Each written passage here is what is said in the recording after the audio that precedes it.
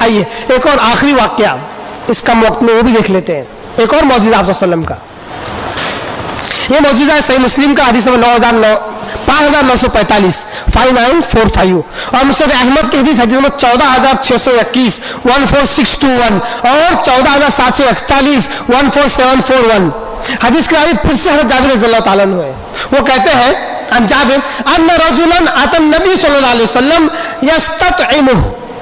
آپ وسلم کے پاس ایک شخص آیا اور کھانا مانگا. کیا مانگا؟ کیا دربار رسالت ہے. دیکھیے کیا زبردست دربار رسالت ہے کہ کوئی خالی ہاتھ نہیں جاتا ہے. کھانا مانگا آپ وسلم سے. یستطعمه آپ اس کو کھلائے, یہ اس نے خواہش ظاہر کی. فاطعمه شطر وسط شعیر.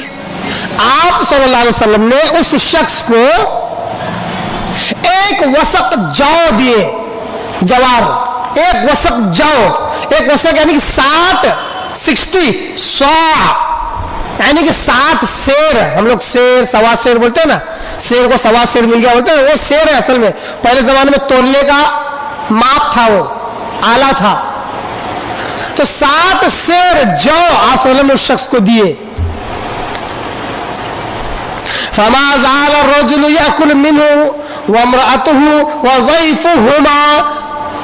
صحابہ رسول کہتے ہیں, جابر رضی اللہ عنہ کہتے ہیں وہ شخص اس جو میں سے کھاتا رہا, اکیلا نہیں.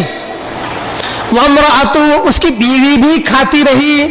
وضيفهما جتنے مہمان اس کے گھر پہ آتے تھے وہ بھی کھاتے رہے.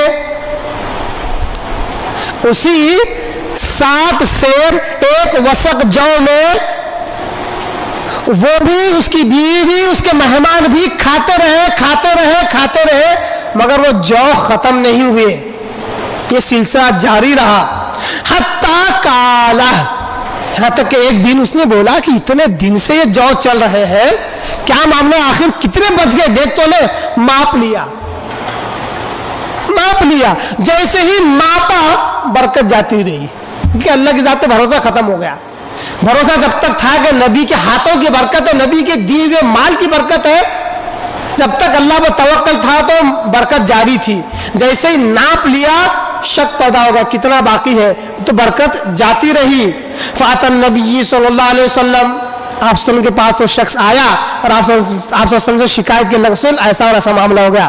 آپ وسلم نے کہا لو لم تکلہ, اگر تو اس کو نہ ماپتا, اگر اس کو نہ تولتا, اگر اس کا وزن نہ کرتا, اس کو نہ گنتا, عقل تم منہ, تو تم سب اس میں سے کھاتے رہتے.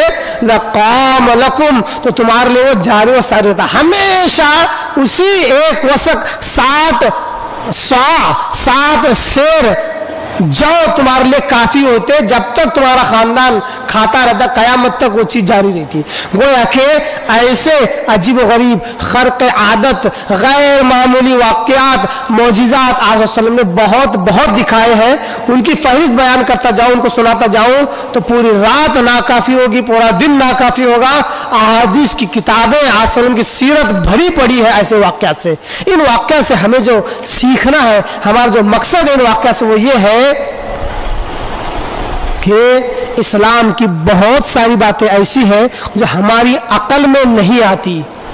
اس لیے عقل کو اسلام کی بنیاد, اسلام کو جو ہے عقل کی بنیاد پر نہ پرکھیں, عقل سے ہر مسئلے کو حل کرنے کی کوشش نہ کریں. بہت ساری باتیں صرف ایمان لانے کی ہوتی ہیں. بالکل اسی طرح جس طرح اگر میں آج کہوں کہ سورج جو مشرق سے نکل رہا ہے ایک دن مغرب سے نکلے گا, کیا ہم اس کا تجزیہ کر سکتے ہیں, عقل میں لا سکتے ہیں اس کو؟ نہیں. ہم کو تو ایمان ہی لانا پڑے گا کہ ایک دن سورج مغرب سے نکلے گا, یہی قیامت کی نشانی ہے. یہ ہماری عقل میں نہیں آنے والی. ایمان لا لو, زندگی رہی تو یہ واقعہ دیکھ بھی لو گے. ایمان پہلے لانا پڑے گا. تو ایسے بہت ساری باتیں اسلام کی جہاں پر ہمیں بغیر کسی چو چڑا کے ایمان لے آنا ہے. جب وہ وقت آئے گا اللہ تعالیٰ وہ ہمیں سمجھا دے گا. اور بہت سارے معجزات, بہت ساری کرامت ایسی ہے جو ہماری عقل میں کبھی نہیں آنے والی, ہمیں صرف انہیں ماننا ہی ہے. انہیں باتوں پر اکتفا کرتے ہوئے اللہ دعا کرتا ہے اللہ تعالیٰ ہمیں دین کو سمجھنے, نبی پر صحیح ایمان لانے, نبی کی صحیح تابعداری کرنے کا اللہ میں توفیق عطا فرمائے۔ وآخر دعوانا ان الحمدللہ